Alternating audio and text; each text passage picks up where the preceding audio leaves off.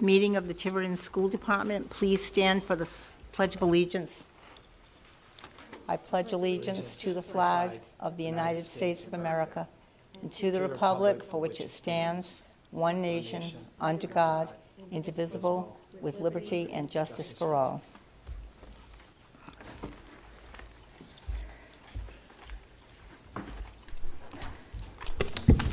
Has anyone signed up for open forum?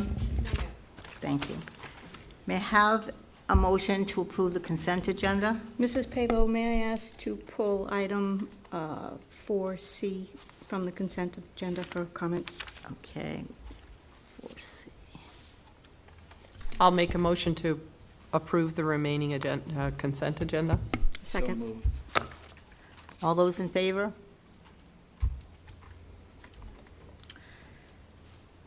I'd like to move out of order 7D. Mrs. Pavo, we got to talk about 4C first. She's got to go 4C first.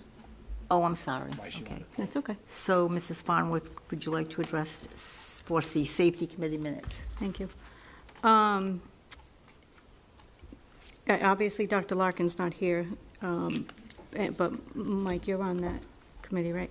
I reviewed the minutes that we received, and I did absolutely think that the minutes adequately covered what was presented by Dr. Sanquioni and Police Chief Jones during the session. No issues there. However, there was no detail provided around the questions and information sharing that took place as part of the discussion. As you may remember, I was opposed to forming this committee on the basis that it would take things into another room and that the school committee, who ultimately is responsible for the safety and security of our schools, would be kind of left out of the conversation. So I'd like to ask that if the questions were captured in detail, that they be amended into the notes, and if they were not, to please ask that they be incorporated in full in the future so that the members of the school committee have a full picture of the discussions that took place. Anyone else have any questions or comments?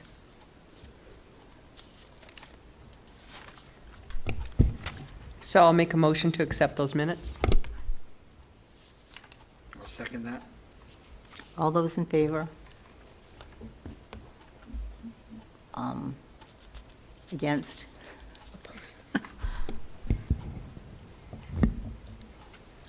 Okay, now could we please move out of order item 7D, administrative goals for Mr. Andre, please. I'll make that motion. I'll second. All those in favor?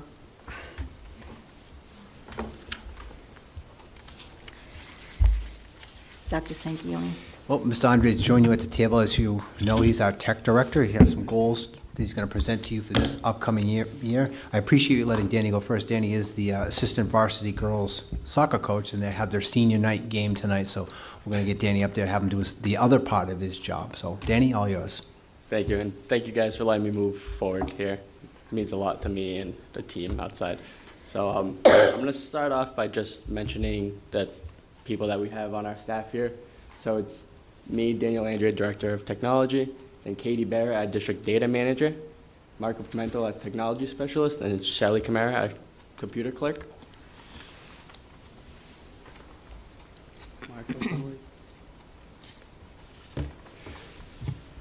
So we constructed our vision for technology last year. It's based off of like 3 components.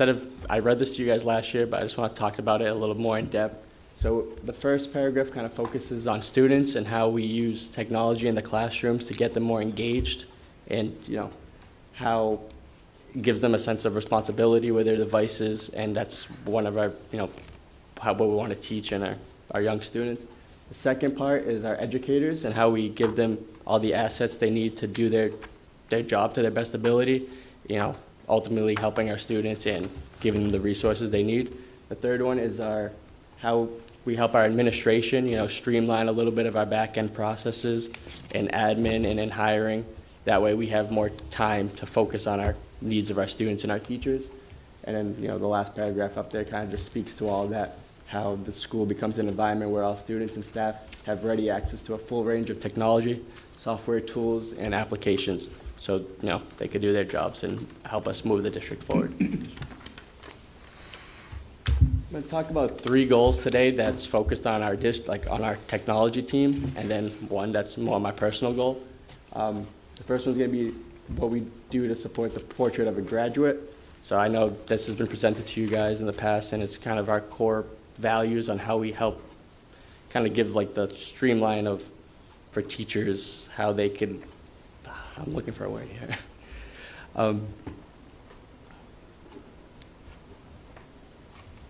The portrait of graduates, like the roadmap for teachers to, what's expected of them, and one of those lines in there is based off technology, so it's just my part and what we're planning on doing to support them reach that You're expectation. partnering with them. Yeah, yeah. So, Marco, next, yeah. So in our portrait of an educator, in a highly effective Tiverton educator will consistently integrate technology by redesigning 10 or more lessons that align with the curriculum to enhance learning for all students. We push to give our educators the resources needed for them to reach that expectation. By the end of the academic year, we want to create a one-stop website page that has all of our applications and softwares that are available to teachers as resources.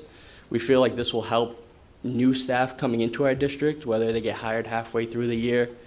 It gives them a place to just get caught up to speed, because a lot of time they don't meet with a teacher that left the district, so they kind of working with their colleagues to, figure out what we have available to them. So we're always there to help them, but this would give them a one-stop shop where they could see this is everything that's available to me, and this could also be a tool for teachers that need a refresher, or they used to use the software 3 years ago, they didn't know that the district's still purchasing it, they want to get back into using it, just a tool for that. So we want to create some in-house training videos where we're talking about these things, Google Classroom, help with Aspen, the grade book and stuff like that.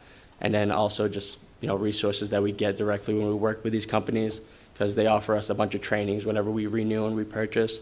They always look to speak with our educators, but since our PDs are very jam-packed, there's no time for us to get these software companies out here, but they offer us, resources when they met with other schools. So these are the links I want to put on this site, just so teachers see what's available to them. And so new teachers coming in know as soon as they join Tiverton, everything that they have at their disposal. The next one is we made some changes to our one-to-one device program. So last year in my budget, we allocated for the purchase of new devices for our first grade classrooms. So we went through that successfully, and we put new Chromebooks into our first grade, 5th grade, and 9th grade. So as a student starts their journey at that school for the next 4 years, they take that device along with them. That's okay. And, That's yours. that's the process. We didn't do it in first grade prior. So now the plan before was when someone finished 8th grade, we take those devices and recycle them into our first grade. And then those devices were getting a little older, a little beat up. So now the elementary schools are much more attended to, where they have brand new devices at their disposal. We also are looking into getting better devices for our K classrooms, where we could get them something more touchscreen, like an iPad, something more innovative for those students where, they're not experienced with using a keyboard, something they could touch and get their hands onto. Yeah.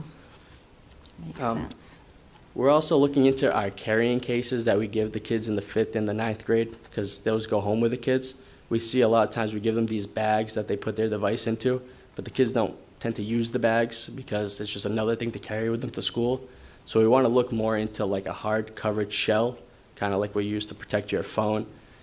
We think that would go further with the kids, but I want to work directly with the high school student council, show them some samples, see what they prefer, what they would use, because I don't want to give stuff for the kids to protect their devices that they just throw to a corner. I want it to be something they like a cell phone case, something they'll use every single day, ultimately protecting our devices, helping them last longer, but also, just something they'll use and not something that gets thrown to the side. And for a lot of these purchases, I'm actively looking for grant funding. Last year, we were able to cover approximately 140 devices with electric connectivity funds. So that's, how we came up with the money to pay for all of these first grade devices and new Dell devices for our teachers.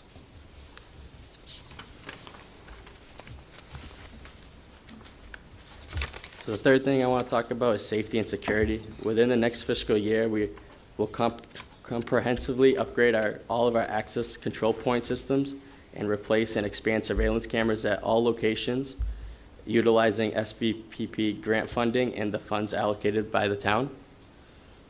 Within the next 6 months, we will replace all the key fobs to work seamlessly with the new access control system, consistent with the recommended practice of refreshing district key fobs every 5 years. And then within the next 3 months, we will actively search for and apply for grants to support our cybersecurity plans and softwares, including things like Sophos, Aristotle K-12, the ALICE training, and our off-site backup. The plan for that is, we pay for all that stuff right now, but I know there's grant funding out there for the cybersecurity back-end things that I want to take advantage of and see if we could cut our costs there so we could purchase more devices and get more integrated touchscreens into our classrooms. The last thing I want to talk about is just my personal goals. I'm currently attending a district administration technology leadership academy, which is running from September 26th to December 20th. The Technology Leadership Academy proudly partners with Inspiring Technology Offers to help us achieve our goals. And as a member of the fall 2023 class, I'll join a dynamic group focused on improving our nation's schools.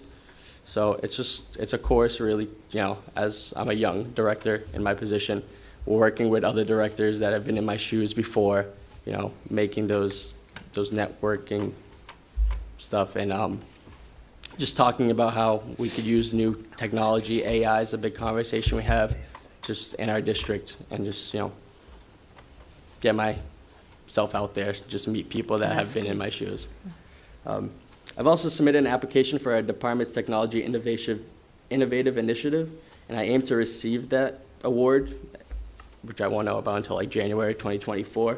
But it's to celebrate our innovative work in K-12 classrooms. This prestigious program aims to recognize and celebrate innovative initiatives that have delivered measurable results, revolutionizing education within school districts. So I kind of just talked about when applying to that grant, all of the touchscreens we have gone into these classrooms, how every single one of our students has a device in their hands, and that's really the focus of this award. Is how fast the district was able to transition into modern technology, especially with the effects of COVID, how prepared we are for district learning at home. I shared with them our plans for if there is a snow day, how we resort to that quickly and how we're on board for that. So this is kind of the things I threw in there, and I'm hoping, we get this award as just a little recognition for everything we've done in preparation for those events. Thank you. That's the last one, and thank you. I'm excited for Thank another you. year. Does anyone have any questions for Mr. Andre, Diane? I'm going to make it easy on you. Yeah. Okay. I'm glad you were very thorough on explaining how you were making these purchases through grant funding in particular, and I do want to encourage you to continue doing that. And it's also good for all of us to understand that without some of these grant funds, we wouldn't be able to upgrade our systems the way you've been able to do that, and I do commend you for that. I also commend you for continuing on your personal goals in particular. You're right, you're young for this, but all of this new knowledge, the networking opportunities, as long as you're not getting another job out of it, it's all great and absolutely good for your career. Thank you. Kudos. Thank you. Thank you. Anyone else? Mr. Dakotas? I just want to say thank you. I know anytime I email you, you're very responsive. You're always helpful. I know that you know what you're doing. So thanks for leading us into the 22nd century. Is that how we do it? The 22nd century. Thanks. Thank you. I just have a couple of things. In the world of technology, you're actually not that old. I want to commend you. When I listen to you talking about that you're changing cases based on feedback, I want to commend you because I know as teachers, administrators, it's kind of hard. There's a lot of voices you're listening to, And I want to commend you for hearing those voices that are saying, we're not using this, and trying to figure out a better way. I also want to comment on the grant funding. Ms. Farnworth and I met last night with the NEASC board, and one of the things they commended our district for was the amount of grant funding that the administrators and the teachers and the staff are getting for this district. And I just want to make sure our taxpayers understand Danny's explanation. That's just one of many, and how aggressive you guys are in trying to bring whatever you can to our district and to our students. And a lot of that is done, I know, on your own personal time and through a lot of personal effort. So I do want to commend you and just make sure that, you know, our taxpayers in Tiverton know that that is one of the things that we talked about at length last night. The NEAS group it was a touch point for us in Tiverton, and thank you for continuing it and giving us an example of how it's being done. Yeah, almost nearly every single project that we plan, you know, we start planning something months ahead that we actually execute something, and we at least allocate a month of that time just looking at grants, speaking to other schools, seeing what's out there, what they're applying for, to see if what we want to do is covered under that. So to your point, we're always looking for those, and if we could purchase something without using our funds first, I mean, we're always looking into that, so. That's it. Thank you.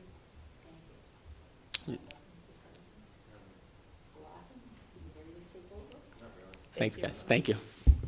Thank you. Thank you so much. All right. Nice job, Danny. Thank you so much, Dan.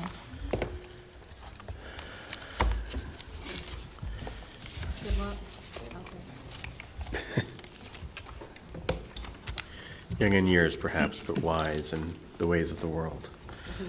All right, so we are on item 7D, I believe. 7A. 7A. Oh, you did all of 7D? We're just doing Mr. Andre right now. Okay. So item 7A, award contract for contractor for the locker room project.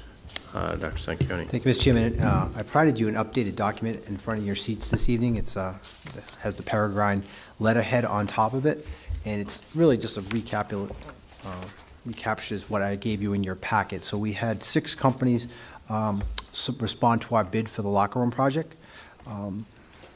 All very reputable companies. All the bids came in rather close, which was good to see that they all kind of interpreted what we're looking to do here similarly. These were vetted by our OPM, the Peregrine Group, which is why they're hired. They were vetted by our architects, and last night the building committee went through this and heard the report from Peregrine and the architects, and all 3 of them, our OPM and our architects recommended that we hire Burnham Incorporated to do the work. And our building committee seconded that and accepted that recommendation and voted it last night. So tonight I bring it to you for the final vote to award that contract. As you know, we'd like to get started on this project as soon as possible. And again, the bid came in under budget, which is great. So we feel like we can get this thing started and get it completed. I'm going to make a motion to approve the bid from E.W. Burnham, Inc. for $2,058,000. I'll second. Okay, motion's made and seconded. I'll open up the floor to questions. Mr. Dakotas? Thank you. So in the meeting you had with the building committee, were there certain items besides total cost that it came down to? Was there any discussion about anything else? Was anything different for any of these companies? Not on the base bid, and that's what it was being awarded on. So if you go across and you can see the first line there, and that's highlighted, the $2 million, the number that Ms. Powers just, the base bid were all the same. They're all completing the work in. What's under that are either some deducts, which deducts are in the base bid, or some add-ons, and some various prices came in on the add-ons. I mentioned this to the building committee last night, that 2 of those add-ons, replacing the doors and the PA system, are also in our Justice Department grant. So we will find a way to make sure that those are included either through contingency funds or other funding. You're awarding Burnham that base bid to do all the work that was in the plans. Got it. The only other question I had was on the alternate two, the exterior door replacements. Yep. They seem to be actually the second highest cost there. Other costs are lower, so any explanation why that one line item is so much more? So the way our OPM explained it last evening was that, it's an add-on, and so who they go out and try to capture a price from, whatever company they went to, they're just putting that price in there. So that's not, we're not accepting that. That's either an object that we're gonna work with them on to see if we can bring that price down I or guess go out. my question is there a way to bring that price Yeah, down? absolutely. That's my Yep. question. We can go Okay. out and just bid that project itself. Okay, thank you. Mrs. Palish? All set, thank you. Mrs. Farnworth? If I could just add a little bit of color to this, because I did attend the building meeting, and to kind of address Mike's question with regard to the thought process. Clearly, E.W. Berman is the low bidder, but they were known to both the OPM as well as the architects, and they have a good reputation. They've worked, they're currently working some other projects in the state. They are a known commodity. It's not, like, oh, they're low, we just take them because. There was discussion around that. And then, secondly, I just want to make note that because there was a good amount of discussion at the building committee level, a lot of good questions, including that question, Mike, that you raised about the door. But I will say, at the end of the day, we had probably 10 people at the meeting, and the vote was unanimous to recommend that contract. Awesome, thank you. Okay. Anything else? So Peter, if you can just gloss for me, so these all 1, 2, 3, 4, 5, 6, 7, so those are things that still need funding above and beyond? If it says deduct next to it, Okay, that's in the base bid. okay, If it's only an add, that is an add-on to the base bid. So we're not going after any of the ads right now because it would put us over budget. We are going to try to Right. fund those through other sources or work with the company to bring it down and maybe bring it under contingency. so the number 3 and number 4 are in the base bid? Correct. Okay. 'Cause Number that- one. And number one, And number 1, okay, so it's really only about... they all net to zero, though, I would think, right? All the adds and deducts would net to zero? No? The ads would be add-ons to the base bid. The But- deducts are in the base bid.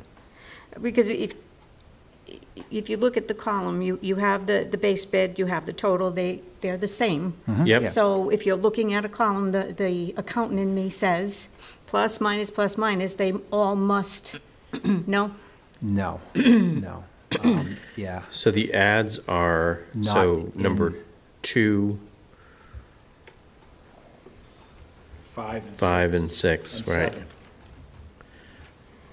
Which are, roughly $80,000, well, a little bit more than that, actually. I mean, the biggest thing is the exterior doors. The other stuff Right. is Yeah. not huge. It's 22,000 altogether. 785. So the commitment's for the base bid, and. Yeah. Well, that the is commitment's still- for the base bid, and the ads would have been ads for anybody, exactly. Yep. And we'll pursue no the matter ads. who we. Yeah, right, exactly. And we have only so much money appropriated, so that's that. But I'm just trying to understand the document. Yep. Right. And it's good to see that if you look at the doors, 40,000, 44, 47, 30. Right. Seems like other companies can do it for half of what they're. Yeah, or Burnham just talked to some vendor, got one price, it was a quick, we added that was one of the last things we put in, so. Okay. Okay, that was my only real question. Elaine, did I ask you already? I'm all set. All right. So a motion's been made and seconded. I'm going to ask for a vote. Mr. Dakotas? Yes. Mrs. Pavo? Yes. Ms. Farnworth? Yes, Ms. Palish? Yes. And I vote yes, so motion passes, so slowly but surely, we're getting there. All right. I just lost my screen. Okay, next is item Mine, I have mine. He has his. 4, no, not 4, 7B, new clubs at TMS, possible vote. Dr. Sanquioni? So in your packet, you have some clubs that are being, per your, per your policy, are being asked to add to the middle school. So I'm going to ask middle school principal Andy Zottoli to come up and explain those to you. Hi, everyone. Hi. I don't have the thing in front of me, but I'll, thank you, sir. In front of you, you see the clubs that we'd like to offer. This year, there's a wide range of interests in the middle school, and this would be also added to that, which we would have basketball, girls and boys basketball this winter as well. But I think it runs the gamut by age, interest that our kids need, and I think that, you know, if anything, the middle school are tough years, and I think when kids feel connected to a teacher or a sport or a club or drama or music, then we set the hook. And this is one way that we do it, so I'm hoping tonight you would approve these clubs. Are there any there that you'd want me to speak to? I guess I'll open it up to the other members of the committee. And I'll, just for, yeah, can I have a motion? I'll make the motion to approve the 5 clubs as listed. We have, Yeah, I was going to read those out, Mike, if you want to just make the motion, and I'll kind of, okay, There were 7 there. Yeah. make a motion to approve the 7 clubs that are listed for Tiverton Middle School. Second. okay, so just to lead off, I'm going to, for members of the public or anyone watching, even in years to come, they may be turning back and looking at us. So these are the Leadership Club, a volleyball club, gaming club, National Junior Honor Society, a GSA Gender Self-Awareness Club, a garden club, and a Feinstein Club. And since that's less, I guess, intuitively obvious, this group will does organizational challenges as encouraged by the Feinstein Foundation, I assume. Correct. And There's actually more. then there's actually, oh, there's more, Chess club. but not numbered.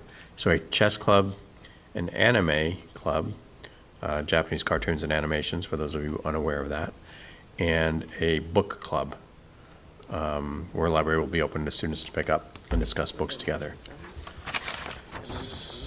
So, yeah, since we specified the number, I think the motion needs to be amended. I'll amend the motion to approve the clubs as recommended by Principal Zottoli. Is there a I'll second for second the that. amendment? Any discussion on the amendment, and then I'm gonna take a vote on the amendment. Hearing no discussion, I'll ask for a vote. Mrs. Palish, Yes. Mrs. Farnworth? Yes. Mrs. Pavo? Yes. Mr. Dakotas? Yes. Okay, so now the motion is amended to accept the clubs as recommended, 10 in all. I just went through the list of the clubs. So we're all on the same page. I'll open the floor to discussion. Mrs. Palish? All set. Mrs. Farnworth? May I ask which ones of these are new and which are existing?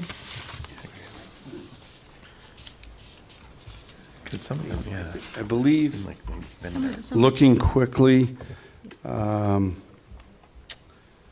only one that is new this year is the last 2. The anime and the book club are new this year. The rest we had last year. Okay.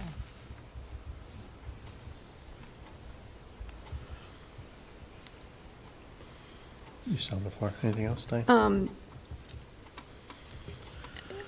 Taking a look through here. The gaming club, that isn't new? No, that was last year as well. Yeah. With And Miss is that the one Grimshaw. I see advertised as Dungeons and Dragons? Correct, Okay. yes. That's a game? I thought it was real. It's an Oh, online. it's a, yeah. I thought Dungeons and Dragons were real when I was playing. I just have one, one quick comment to make, as a reminder, per our policy.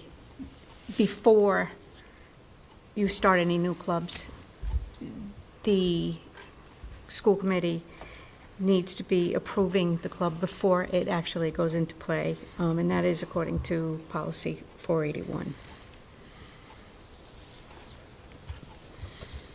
Okay, anything else? Okay. I guess my only question is this all of the clubs that we have, or are there others? We're just sort of approving them on an annual basis? I thought we kind of, once we approve them, Well, they... there was ongoing, but I believe are in the budget is our homework club, which runs 3 days a week. We do have a detention club, which is minimal amount of students. Homework is busy. Believe it or not, Ms. Alves does an outstanding job in the library with that. There are just a lot of kids that like to come and get their work done before they go home. And I believe, I think Mr. Rodewald, I don't know if that's part of his detention, but he also organizes the late buses for us, which is, he does a phenomenal job. When I tell you that, that's can be a little hectic with the kids, 4:45, but he does a great job. Detention's a club? Well, no, it's just a, Sure, we're going to call it. yeah, yeah, See how, I mean, yeah. see how many Like the kids want to breakfast. join? 1986. I've had a few members in the household, but they didn't call it that. You know, we all remember the Breakfast Club? Yeah, Yeah, it's not real harsh, but it's, Okay. we don't use it very much, but Okay. I think that's it. I guess you can call it a club if you I want. think that's it, Mr. Larkin. I think those are the only ones. And then some of them, like the sports, are ongoing. Obviously, basketball will start to, Yeah, that's all. will be in the next couple of weeks for girls and boys. Okay. All right, Mrs. Pavo, I'm all set. Mr. Dakotas. I'm all set, thank you. All right, I'm going to ask for a vote. Mr. Dakotas? Yes. Mrs. Pavo? Yes. Mrs. Farnworth? Yes. Mrs. Palish? Yes. And I vote yes. Thank you, everyone. Thank you, Mr. Zatoli.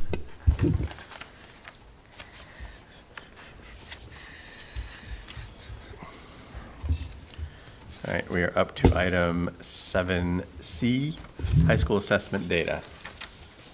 Dr. Sanquioni. Thank you, Mr. Chairman. We're going to bring up a presentation for you. I'm going to present to you the data from the high school from last year's results of SAT, AP, and PSAT scores, and talk to you a little bit about that. And then I'm going to bring up our principal, who did a lot of work analyzing this data, then to come up with some solutions that the data has presented to us. What you're about to see, sort of just preview this for you a little bit, you're going to see some areas of significant growth, and we're very proud of that. A lot of work went into that, but you're also going to see some areas that need attention. And I want to be careful when I say that, because there's not a teacher in our district that's not working 180 days to capacity. It's what we have to do is just figure out how to use that hard work and that capacity to sort of address these issues that we're finding in some of this, whether it's a curriculum issue that we have to bring in some new materials and or some training or whatever it is. So it's certainly nothing that our teachers are not doing. It's just kind of getting them to do maybe some things differently to better prepare our students. So Marco, I'm going to need you, unless that clicker is around.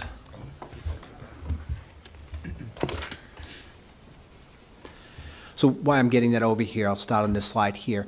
This is talking about a benchmark score for the SAT in the math and the language arts. And the benchmark score is important because the correlation that College Board has done is that if you hit the benchmark score, then it's a 75% chance of earning a C or better in college for mathematics courses and or language arts courses. And we certainly want our kids to go to school and be successful. So we really pay a lot of attention to the benchmark scores.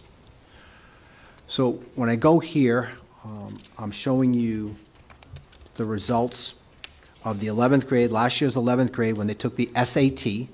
And the blue bar is Tiverton, the red bar is Rhode Island. You can see that our overall SAT scores are above the state average. And then you can also see that our English scores and our math scores are above state average. But then I want you to look at, though, what's in yellow, which is the benchmark score. So benchmark, again, means that a kid going to college should at least earn a C in those classes. For English, it's 480, and you can see that our scores are above that, 497. But though in mathematics, the benchmark score is 530, and we're coming in at 475.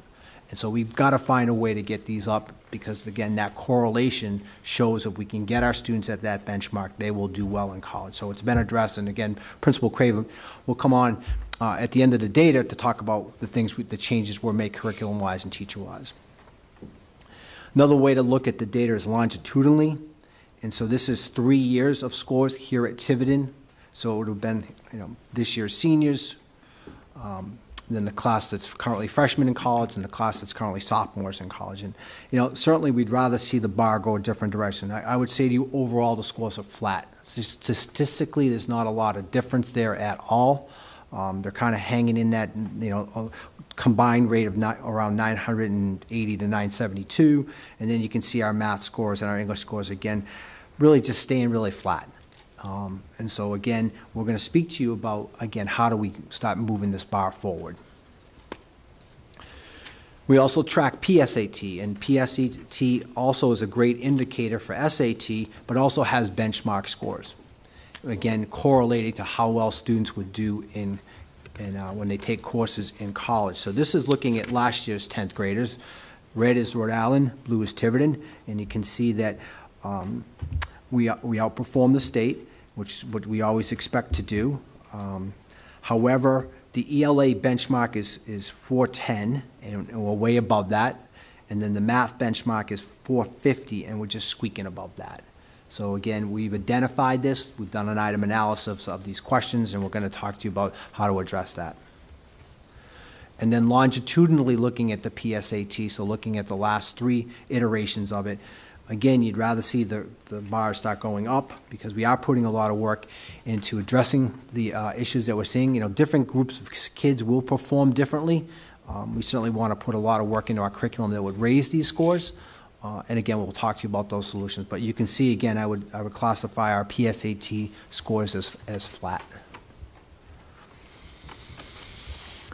Now I'm going to move to our AP scores. And Dr. Sanquioni, can we perhaps stop and talk about the SAT, PSAT before we start talking about APs? Because I do think it's a different topic. Absolutely. And I'd say to you then, do you want to hear the reaction, how we reacted to the scores, or just want to talk about the scores? I'm open to however you'd like to present it. Yeah, I mean, Principal Craven, if you have some There's a lot comments you'd like here. to share for the Yeah. SAT and the PSAT, why don't we start there? Absolutely. So- Thank you. So let me bring those slides up.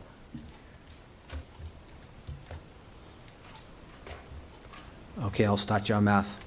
So math, when we sit down and disaggregate the data, right, our goal is to identify the areas of concern. And so our math department sat down with myself, Katie Barrett, went through some data with them, and we identified the areas where our students, in the questions, our students aren't getting correct on the test. And we found that heart of algebra, which is basic algebraic equations, and analysis of science and social studies are the questions our students are struggling on. Algebra is, we're in our 2nd year of implementation of the new curriculum. So I knew there was going to be some type of, not so much a step back, but a familiarity that needed to happen with that new curriculum while it was rolled out. The 1st and 2nd years, you're just kind of changing the way you teach and then dissecting that curriculum to identify the areas that are new and differentiate that instruction to the students in front of you. So for an action plan, what we're going to do next, once we disaggregated the data, we identified those areas of concern, the analysis of those questions, breaking down those questions, giving students more of an idea of what those types of questions look like, more practice with those questions. Practice tests and formative assessments due now in all of our classes on a regular basis, again, so they'll get familiar with breaking down the question and having discussions on how to answer these types of questions that we know are areas of concern. Working with the science department and the history department. So I met with Mr. Gaychuk and I met with Ms. Cusimano, and so ideally, they need to know what these questions look like as well, right? As teachers of science and social studies. So they wrote action plans on how they're going to implement more historical analysis into their instruction. And so what is historical analysis questions? What do they look like? Graphs, charts, right? Breaking down into lab reports for science. So they've done a good job in writing that action plan and SAT practice questions with regularity. And then Khan Academy is recommended by the College Board as a practice software program, so we're going to have more practice on Khan Academy in the math department. But it's all good if it's a plan, but we have to monitor it. Will the plan work, right? And so that's why I asked the teachers that you tell me how you're going to monitor success if you're going to roll out this action plan. Weekly assignments in Khan Academy are graded, so we can monitor whether the students are having success. Progress of SAT questions on assessments and discussions at PLC meetings. Bi-weekly do-nows, which is practice SAT prep questions, and use of the College Board digital practice tests. And the iReady data, which the universal screener that we use, will identify whether the students are growing in those particular areas as well, because we administer that test 3 times a year. So that's mathematics. I have stopped there before I go on to English language arts to see if you have any other questions about math. We'll open up the floor to the committee.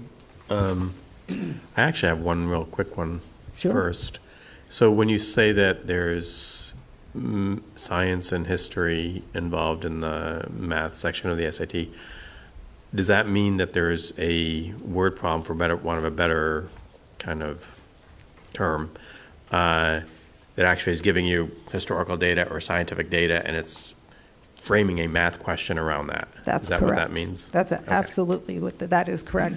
And so in speaking with the history department, right, they looking at the data, they see a historical analysis question, and their interpretation of that is very different than what the question actually is. So they need to know what the question is. They need to know how to phrase the question with the students. They really have a better idea of that now, now that we looked at the data and we've identified the areas. And that's why the action plan is written. It's not just English teachers. It's not just math teachers. It has to be an entire school focused on these areas to improve the scores. I can imagine that if the question is unfamiliar, or the process is unfamiliar to the student, it could be distracting to start to throw in a lot of other stuff. Yeah, they if just they're don't not know. It's prepped. the language, it's the vocabulary. Right. We've all taken these types of tests, right? And there is a secret to answering the questions, and it's always based around how familiar you are with the question and the format of the question, and looking for those key terms in the question and throwing out the rest, right? So we want them to understand those skills and how to use those skills.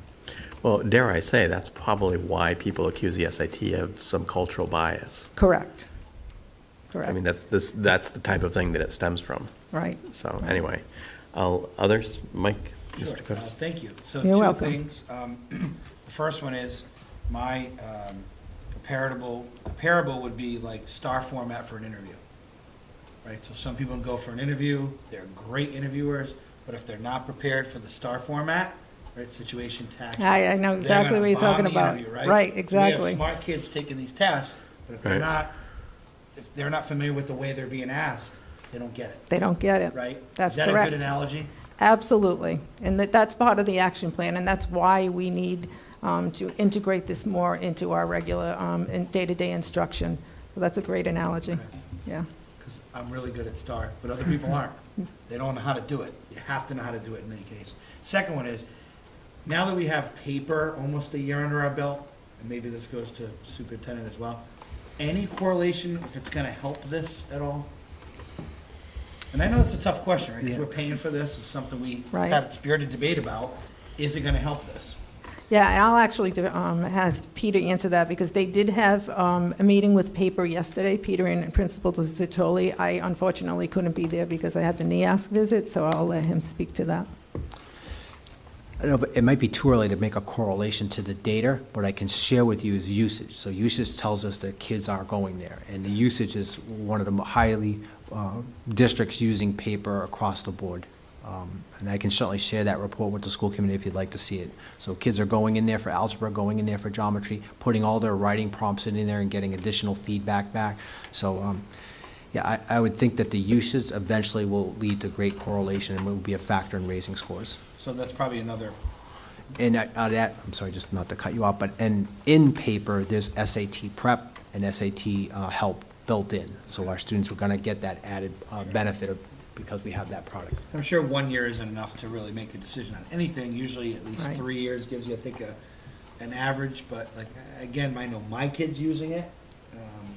And I would love to see that report, just like to see what we're doing, who's using it. And then eventually in 3 years, can we look back and say, oh yeah, look at this and Yeah. correlate. Yeah, there are a lot of students and teachers using paper. I can attest to that. I did get the report forwarded to me with the amount of usage and the number of assignments submitted, and it is being used across the high school and middle school based on what I read in the report. So that's a really good thing. I think like with anything, it does take time, as you just stated. So as we move forward, we'll be able to use it in a more efficient way if we recognize that it is a useful tool for the SAT examination. You're welcome. Okay. Ms. Pivo? I'm all set. Thank you. Ms. Farnworth? The one thing that stood out to me here is that with the math scores in particular, we're not going in the right direction this year. And, you know, I think, is it true that every student now sits for both the PSAT and the SAT in school? So the SAT and PSAT in the grades that they're administered, yes. Okay. So it's a large audience. It's if a you will. large audience. Okay. And we are looking for our district to stand apart from others Yes, as we are. going in the good direction. This is certainly something that I can tell you have an action plan and all. What I would like to do, though, is have an idea perhaps before you have your testing next spring, that perhaps we can revisit this topic again to talk about, you know, the things that you have done, you know, and how we're looking to bring these scores up in the 2024 session. Because I think it's important. Our Sure. school is judged. I mean, I hate to say it, right? But we are judged by Right, these scores. right. And anything, if there is anything that we as a school committee can do to support that, I'm sure we'll all be right there. Yeah, Not as and I teachers. know that the teachers are taking it very seriously. Obviously, I am. We were commended through our NEASC. We had a report out today on how we looked at data from the first year I was here until now, and they just, we're disaggregating it. They've learned how to disaggregate the data. We're identifying those areas. One variable on scores, I did look at the number of students who sat for the test, and that's something you brought up. So it does vary. It varies by like 20 to 25 students. So sometimes we go down, but there's not as many students taking the test. And so I examined that specifically because I was curious. That's how deep I will go in looking at why did we, drop in those. Was it a lower small areas. percentage of the entire grade population? It's the number of students. Okay, but Yeah. still it was the same, close to the same percentage of the class, though. Yes, it's 100% of the class. I mean, this Yeah.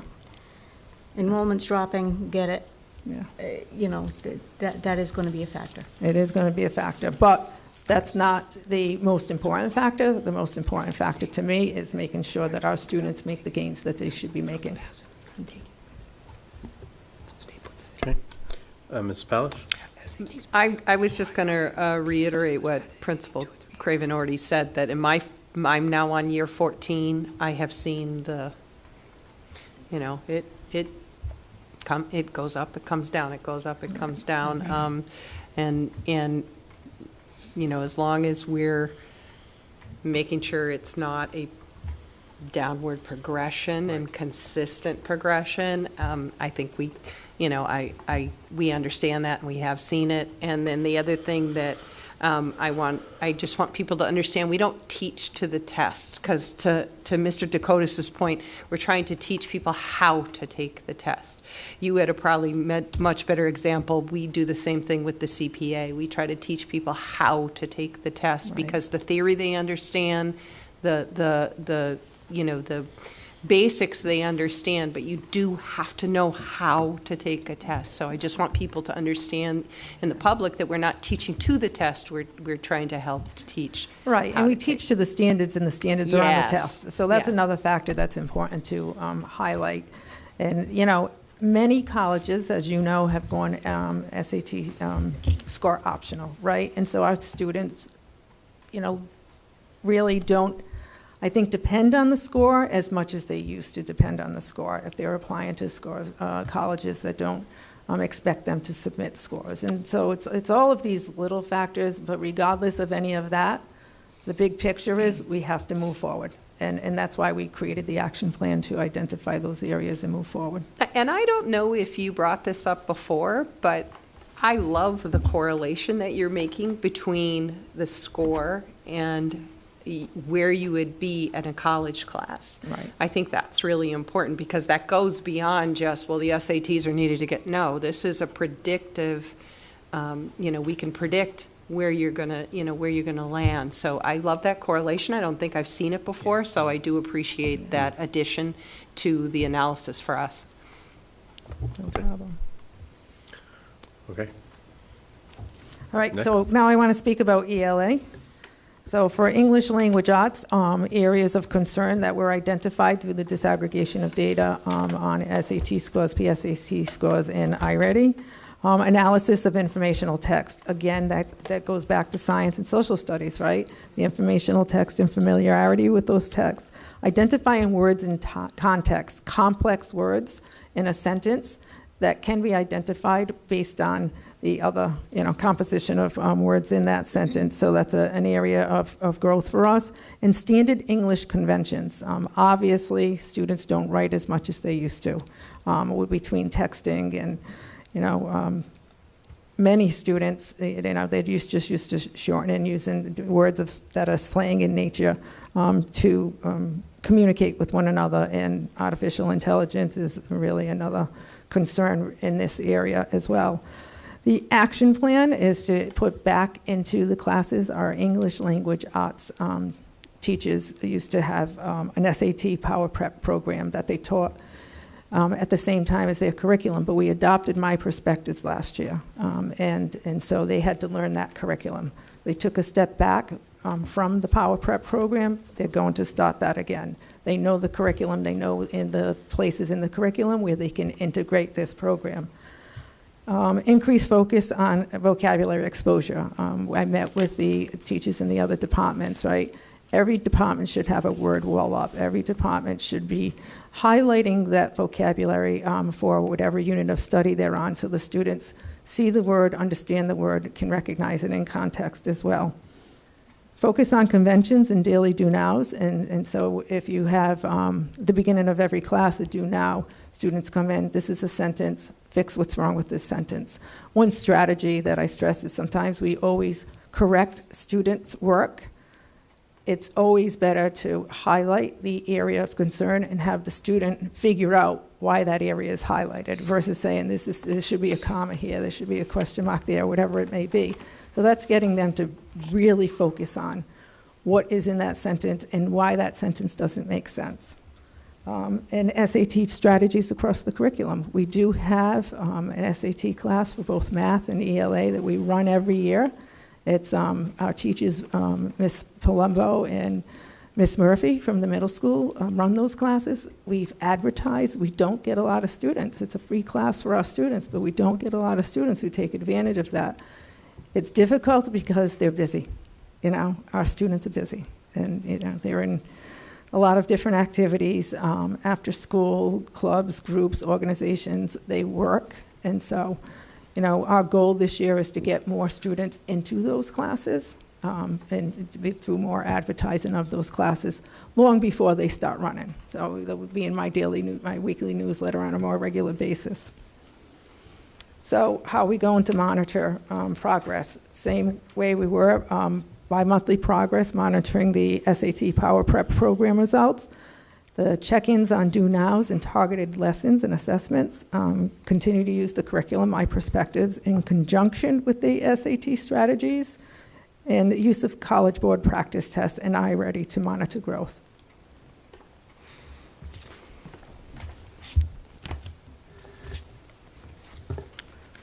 Okay, and open up the floor to questions about this section. Ms. Palish? All set? Ms. Farnworth? Just one question on the SAT prep classes. What time of day are they being held? So they're in the afternoon. They're actually in the late evening, 5, I think it's 5 to 7, if I recall from last year. We've tried after school. I mean, in the 3 years that I've been here, we've tried different times, and I'm going back to my recollection of those days. and Right. They were an evening, and they were well-attended. yeah. Back then, of course, it was a different structure. Not every child was taking the SAT back then. Right, right. Yeah, I mean, it is available, and I have to say, they do a wonderful job teaching that class. So it is really going to be a push this year for our students to get enrolled in that class. Ms. Pava I'm all set, thank you. and Mr. Dakotas. I'm good. Thank you. Okay? Thank you. thanks. And so on to the AP. stuff. On to the AP. I'm going to take this back here. And as I start showing you the AP, this gives me great hope for our SAT because the high school put a lot of thought into raising the AP scores over the last few years, a lot of analysis, a lot of training of our staff, and you're going to see here that that's paying off. We're seeing some really positive results here. So I'll start by, let me go back here a little bit further, right there. Okay. So yellow is everyone who takes the AP tests in the world, red is Rhode Island, and blue is Tiverton. And you can see as I go across AP English Language Arts competition, our students do exceedingly well. AP English Lit, our students do exceedingly well. Calc and Stats, the next two, well, we've been talking about math, and that's still an area of growth for us. AP Computer Science, AP Spanish Language, our kids are doing exceedingly well. And we look over here at AP Art, our kids do exceedingly well. AP Psychology had a little bit of a dip last year, but it's usually a course that our students do well in, and there's some work being done there. AP Biology made some great gains. AP Chemistry is, when I show you longitudinally, although that's down compared to the Rhode Island and the state, for us it's up. AP Physics, that was a course we probably shouldn't have ran. We didn't have a teacher. We tried to do an online course. We tried to use a tutor to support our students, and in the end, it just was not, it didn't prove to be successful. And then AP US History, our kids do exceedingly well. Another way to look at the data is look at it longitudinally over 5 years. So I'll start with 3D Art, and it's just consistently a great class for our students. You know, if you're getting all of your students at 3 or higher on that, then you know they're learning at very high levels. Computer Science, this is a course that we did a lot of work on last year. We recognize it's a course that really can lead our students into college, into careers and all that. And so there was some revamping of the curriculum and some training of the teacher, and you can see which once was a successful course that dipped is now climbing its way back there. And we're happy with those results. Same thing with biology. Took a long look at that last year. Again, work with that teacher, and again, that work is paying off. Chemistry, same thing there. We've had some low areas there, and again, a lot of work with the teacher and looking at the curriculum. And again, as you see these gains here, this is why I believe our SAT scores are going to come up also, because this is proof in the pudding that when the work is put in, when we do the analysis, when we train our teachers, when we provide them the right resources, we can generate great results. Stats, again, it's a course that fluctuates, but our students last year performed okay. It's a class that again we are working on and expect better results there. Calculus is our downfall. It will improve. I can just say to you that there's a lot of attention being paid to this course. There's some training that was brought in for the instructor.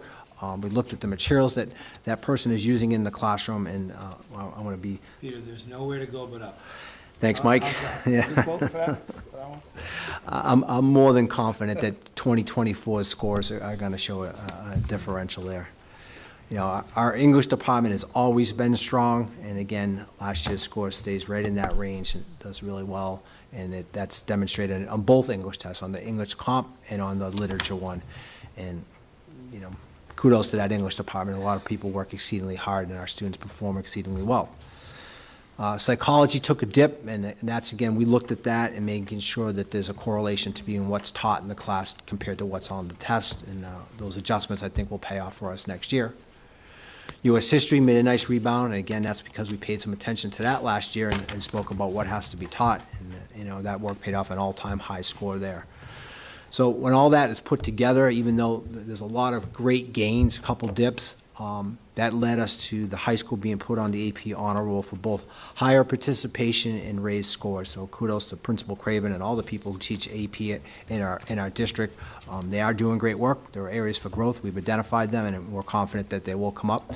But this is a deserved award. And you've heard us talk. We have more kids taking AP than ever than in the history of Tiverton High School. So when you can have more students take this test and still keep the results high, a lot of good things are happening. Okay, I'll open up the floor for questions. Mr. Dakotas? So more of a comment than anything. I see more gains than losses. You're never going to strike everything all forward, right? It's not possible, I guess. The one caveat I would take away from this is please keep looking at what the curriculum is so we can help the teachers teach the kids, which do better on the test, right? So it's building. So for me, that's half glass Full, absolutely, and that's what we're doing. Okay. Mrs. Pavo? I'm nothing. Mrs. Farnworth? In reading through these, I think one consistency was that we had a little difficulty in 21 and 22 coming out of COVID. Yep. I mean, no argument there, right? And definitely improvements this year. The one thing that I would have liked to have seen here, and it is notably absent, is how many kids are actually doing in these numbers. Percentages, I'm looking at the 2D art and design, and I'm just using that as an example, right? 100% of the kids got a 3 or higher. How many kids took that test? 3? I don't know. We Or can was get it that 30? data for you. You have, especially in art, I know you're going to have a small group of students who are so passionate about art. Their focus is there, and they're going to knock that right out of the park, right? But then when you come down to, I'm just going to say U.S. history as mine, and I did do this randomly, I know for a fact you're going to have more kids taking that test. So going up from 33 to 75% means a lot more to me, but that's just because I know inherently there's a lot more kids taking it, and I would have liked to have seen the number of students in each case. We'll get you that data. Thank you.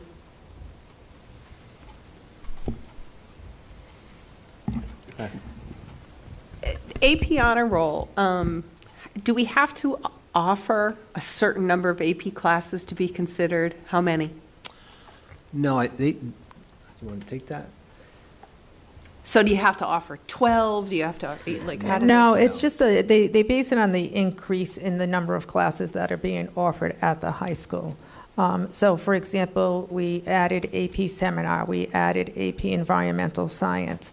And so it's the number of courses that are being offered, it's the number of students in the school who are enrolled in those courses, and it's the number of opportunities we give kids, that's the access to be enrolled in those courses. So there's not a set number based on everything I read, it's just providing opportunities, increasing the number of courses that you're giving or offering to students. So, it's the rigor, right? Dr. Sanquioni and I talk a lot about AP classes, and, he's expressed emphatically that he wants every student who's going to college to be enrolled in an AP class at some point during their high school career.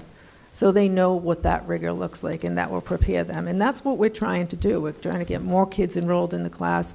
And, in my experience as an educator, if you challenge kids, they'll rise to the challenge, right? So we oftentimes say, like, the mindset, they can't do it, it's too hard. But if we say that, you can do it and there's not an option, they will succeed.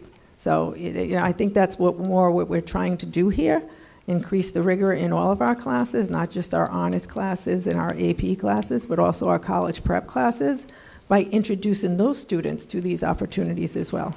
And do you still, it's been a minute since I had one going to college, do they still get credit They do. based upon? They do. Okay, so Yeah. if they get a whatever, a 4 or above or a 3 or above, depending upon the college, they still get, 4 or 5. they basically, is it 4 and above still? 4 or 5, depending on the 4 or college. It depends on the college. It's 3, 4, or 5, but They you can know, basically, it does depend on they the don't have to college. take that class? Correct. They get credit for it? yes. Okay, because I know, certainly when mine was going, that, as a parent, that's a great thing. Right. To be able to say, you know, there's 3 classes that you already are going to get credit for. Correct. Over your 4 years that we don't have to pay for, you don't have to take. So I Correct. just, I didn't know And if it they is still did important to that. note that in addition to our AP classes, we have EEP classes, which also gives college credit to the students. And our English EEP classes, we have 2 sections of 25 students. That's 50 students in that college class. So we're increasing those classes as well. And that's 4 and 2, right? 4-year and 2-year both get Yeah, early credit, or is it enrollment just- program, exactly. Right. Yeah. Okay, good. Yes. Thank you. The EEP, was that limited to the Rhode Island college system? Or Yes, is it- yes, it's is. affiliation with different universities and thought. colleges in Rhode Island. In Rhode Island, okay. Yes. Thank you. Okay. Thanks. Yeah, I don't have anything else either. Other than I wish this table leg wasn't right there. Actually, I would like to see the actual raw numbers too, Sure, Peter. I'll get those to you. You could Get send these them to tomorrow. us electronically. I don't think we need to revisit it. Thank you. You're welcome. All right, let's bring up Ms. Kraeger's goals, please.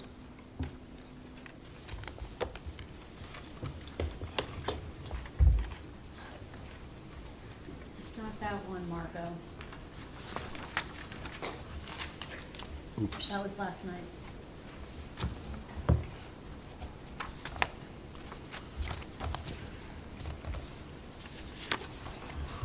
No. Do you have it in front of you? Can you send it to him? Can you send it, email it to him? We do.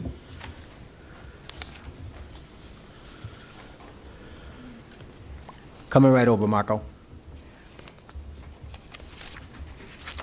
Did we set Marco up for failure? I don't know. It looks that Right? way. He's smiling, finally.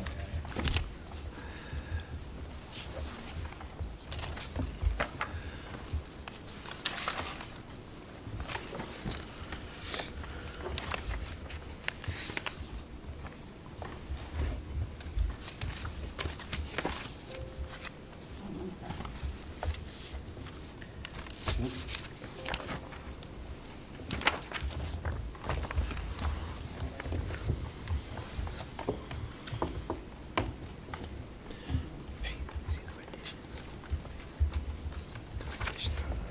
Okay, it's on its way. We have it in front of us if you want to just go Yeah, ahead and it's start fine. talking. Okay.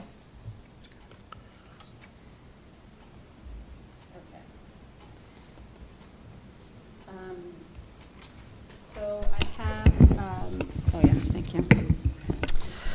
For you, the goals that I established together with Dr. Sanquioni for the Office of Student Services.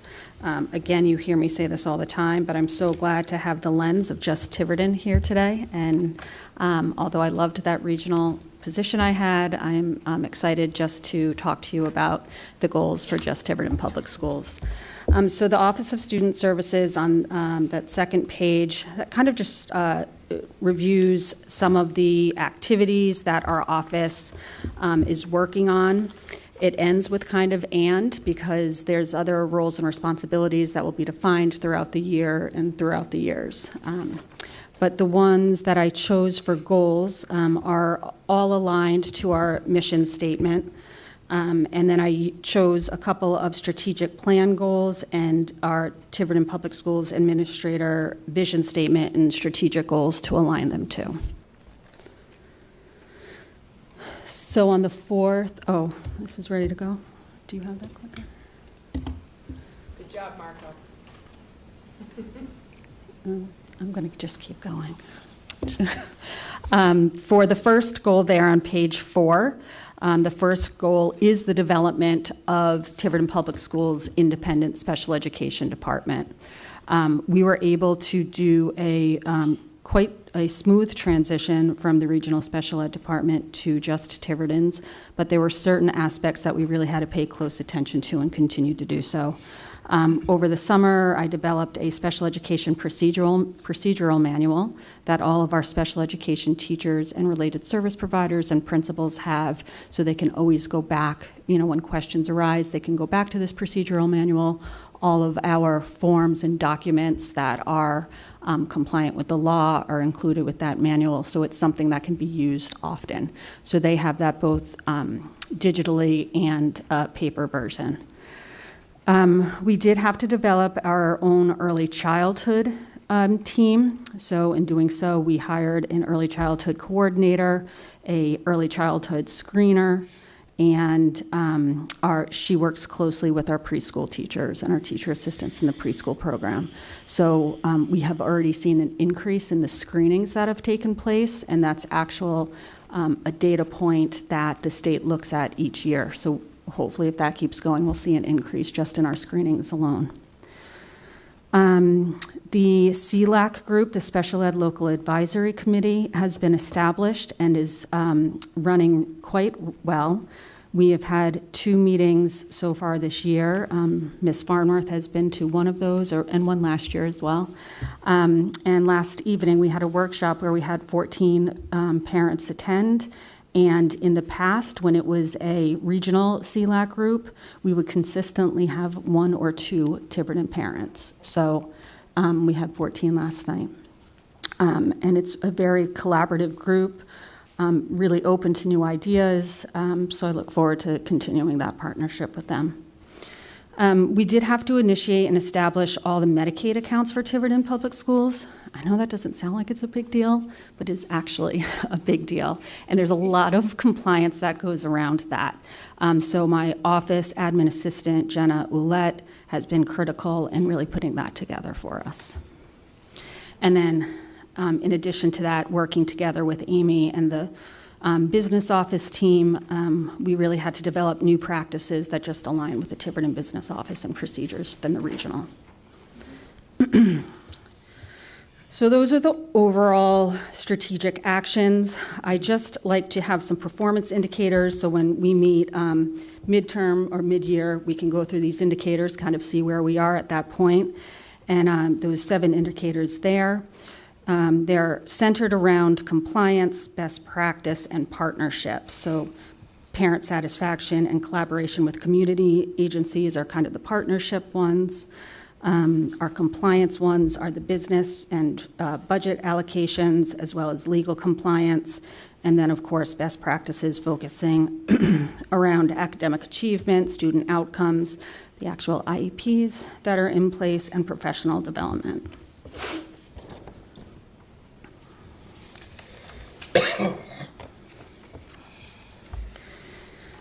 The second goal is really a goal that is a combined goal with our building administrators, Dr. Sanchioni, and really the full staff. You may have heard the term multi-tiered system of supports in the last few years. Prior to that, you may have heard response to intervention, RTI. We always like the acronyms in education. So MTSS is just really a more robust intervention system. It does not only look at academic interventions, but it really encaptures our social emotional standards as well, and interventions in that. So each of the schools we're already doing a lot of great interventions, but they are school-based, and they look a little bit different at each school. So we really want to do more of a district-wide framework and what that looks like. To do that, we'll develop a district-wide MTSS team, we'll conduct a needs assessment, really come up with a flow chart or a procedural manual yet again, and really dig deeper into our screenings, our core instruction, and progress monitoring. The 6 indicators that I have there, just dive into those deeper. So our core instruction, our RIGL scores are actually showing that our core instruction, we're making progress. Our core instruction looks like it's rigorous, and we're making gains in that area. Some of the ways that we need to just look a little bit more closely or dive deeper is our screening tools that we're using. We have the outcome-based assessments, RICAS and SAT. We have the STAR assessments that Mr. Dakotas talked about, iReady, Sue talked about, and those are screenings that are done 3 times a year. But what happens in between that? What progress monitoring tools can we use when we're putting interventions into place and see if students are making progress?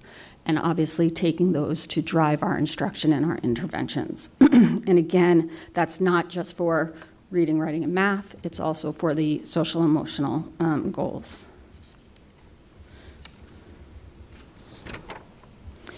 And I just included a third goal because if you recall last year I had one goal that was a 2-year goal, and that was our science of reading and structured literacy, professional development and training, where all of our teachers in those 4 categories are being trained in the science of reading and structured literacy. It's a 2-year training program. The administrators actually tomorrow are starting their training, and every other certified staff member is part of an awareness training, which is like 6 to 8 to 10 hours of training. So that's ongoing as well. And then you just see the strategic actions there. And finally, I did just want to point out our team. I talked about Jenna already, our admin assistant. Lindsay Jacobs is our outreach and early childhood coordinator. And Deirdre Gouch, who has been here for several years already, is our coordinator at Tiverton Middle School and Tiverton High School. And that's it. Thank you, Sarah. I'll open the floor to questions. Mrs. Pavo? I'm okay, thank you. Mrs. Farnworth? I had written a number of questions, and your presentation answered every one of them, so. I'm so glad. Thank you very much, and well done. Thank you. Wow. Mrs. Powell? Shocker. Mr. Dakotas? Just out of curiosity, how's the transition been? We're now, what, 7 weeks in, 8 weeks in? So from my perspective, Please. personal perspective is it's gone extremely well. I am grateful. I thank Peter. I should thank you guys more often than having faith in me and bringing me on full time. Personally, it's gone great. I have to say from the teacher perspective, and maybe my colleagues can answer this a little bit better than I can, but the feedback I'm getting from families and staff is that the transition has gone well. And I feel like people know that they have me here all the time is comforting. And yeah, more attention to all of that. So families are adjusting, accepting the change? Yeah, so one of the good things that happened in the transition that we made sure was first and foremost is that our staff really didn't change. So our families were already used to the staff, both related service providers, teacher assistants, and teachers.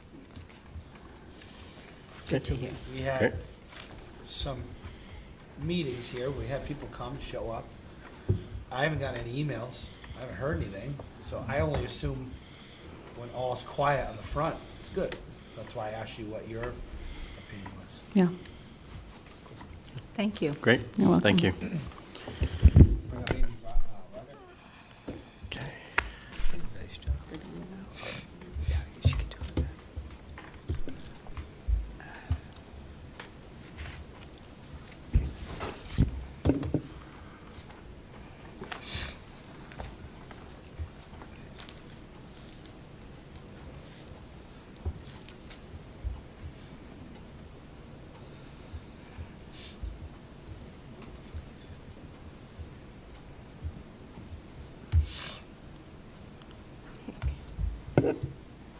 Thank you.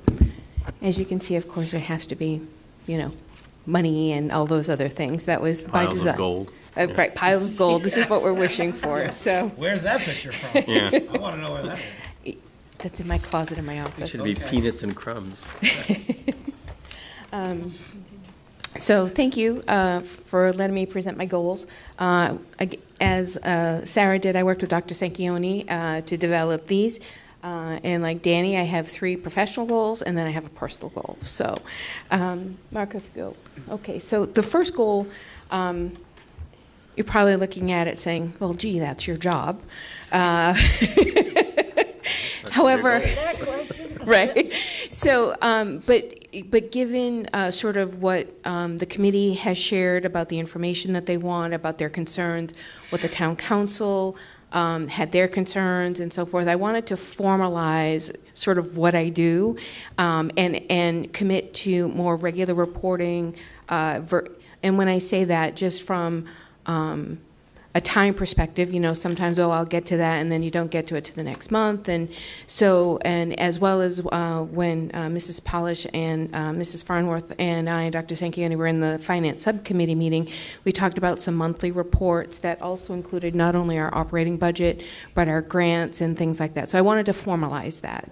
And then also to address the town council's concerns are about procurement, just tightening up our processes. So in terms of, the staff and the administrators have been really good this year about checking, double checking, rechecking. Do I have to go out to bid for this? Do I don't have to go out to bid for this? What about sole source procurements and things like that? And, to be honest, I've learned some in that even if there is, for example, even if there is a vendor who is not on the MPA, if there is a partner list of consortia that have equal procurement standards or better, and the state accepts those procurements as complying. So there are times when we don't have to go out to bid. For example, just working with Mr. Mendez today on some inspections of the basketball hoops. They have to have, I guess, a safety strap and to make sure, that the glass is fine and sort of all of that. Initially, the quote we got from the provider would cause us to have to go out to bid. And then come to find out they are one of the partners through a consortium called Sourcewell. And lo and behold, the price became half. So in terms of and then we don't have to go out to bid because that's a recognized agency of the contract board. So just making sure, tightening these things up so that there is no question, so that there's always the documentation there, and just providing comfort that compliance is happening. And then again, once we have contracts and so forth, just to make sure that we're getting the agreed upon services. I'm usually fairly good at, remembering the contract, and if a bill comes across my desk that differs sort of in my mind, circling back with the particular vendor. We had a case, small case like that with some of our copiers. They wanted to charge us the sales property tax on it, sort of an excise tax. And we said, well, here's our, tax exempt certificate, and the financing company said, no, we don't accept that. But so I went back to our vendor with Danny's help and said, we need to resolve this because we are tax exempt. We're not going to be paying the excise taxes. So again, it's my job, but it's just tightening up those areas of concern that have been brought forth in the last year. Dr. Sanchioni ever so nicely asked me to, I'll say, quasi-spearhead the locker room project in terms of, making sure it gets done on time, working with the contractor, making sure it's on budget, working hand in hand with the OPM, the commissioning agent, and making sure it doesn't go over budget. If there are change orders, to work hand in hand with the vendor on that. In my past career, I'm very familiar with construction. In my public accounting career, years and years ago, I did construction cost reviews for through the firm I worked for like MIT and Harvard. And when I worked at Brandeis, I was actually responsible for putting on the books the components of a brand new building that was built. So this takes some work off of Dr. Sanchioni's plate, but I feel like this is an opportunity and a challenge that gets me out of the numbers a little bit, and certainly expands my experience, but also as another point of contact for the project, so it doesn't always have to go through his office. And of course, to submit reimbursement, we're on tap to get 45%. There's the base of 35, and then 5 for health and safety, and 5% 5% for Educational. educational enhancement. Okay, goal number 3, again, is not numbers related. It's actually, I'm going to call it empowering my staff. I've come to realize, so we have that new system called eFinance Plus, and it, for lack of a better phrase, is clunky. It's not intuitive. Not even for myself, someone who's very familiar with accounting software. And there are elements of that we have not started to use. For example, the monthly bank reconciliations in the system type of thing, because it shouldn't take as many steps as it does and so forth. And so my staff is a little uncomfortable. So we're going to give them some professional development to help them with that, so that we can continue using more and more and more functionality of the system, so that it takes work off their desk, or work smarter, not harder. But I'm also going to have them enroll in some Microsoft and Google trainings. I have found that again, they're not using them smartly. Just because they don't know how to use them smartly, through no fault of their own. And so, and they're also, I spoke with them today about it, they're excited to have some professional development, and to learn more, and to make their jobs easier, and to get away from the paper if we can. Not that everything gets away from paper, but we still have binders of reports. Even Mrs. Polish, coming from, public accounting, where you're paperless and everything is stored electronically, either in an electronic document software, or even just on the drive. We still have folders and binders and papers and copies. And in my mind, having sort of a central repository for all of that, and getting them accustomed to, by fiscal year, having everything electronically, we can, again, save a lot of space in the main office, but also enhance their skills about working electronically. And then certainly also some professional skills, professional communication skills, power skills, things like that. The ladies, they work really hard for me, and sometimes they get frustrated, as we all do sometimes. But I think that they would benefit from, like I said, some of those professional skills. If someone comes at you, not to all of a sudden be defensive. Things that we can all learn from, myself included. And so they are actually excited to learn, and they're grateful for the opportunity, because they, from what I understand, prior to me, there was not much professional development for them, for whatever reason, again, good, bad, or indifferent. So I'm happy to do that. That's, sort of the legacy to my parents, the educators. And then, so I'm going to stop there, and then I'll go on to the personal goal. If you folks have any questions on the first 3. Actually, why don't you go ahead? Go ahead. Okay. So we can sort of do Okay. it all at once, yeah. Okay, so the next personal goal is to complete the CGMA certification, which is the Chartered Global Management Accountant. I'm scheduled to take the exam in May. It is put on or sponsored by the AICPA CIMA, which is now a blended organization. AICPA and CIMA used to be 2 different organizations, and actually the AICPA used to be the American Institute of Certified Public Accountants. Now it is the Association of International Certified Professional Accountants. So this is actually a master's level. Education that likes acronyms. I beg your pardon. Yeah, this is so true. Oh my gosh. Right? UBIT. Right, Deb? UBIT. So it's a master's level financial leadership program. Due to my experience in education thus far, I have been given credit for the operational and management portion of it, and I'm just on tap to take the exam for the strategic portion. So that is a multi-part examination similar to the CPA exam.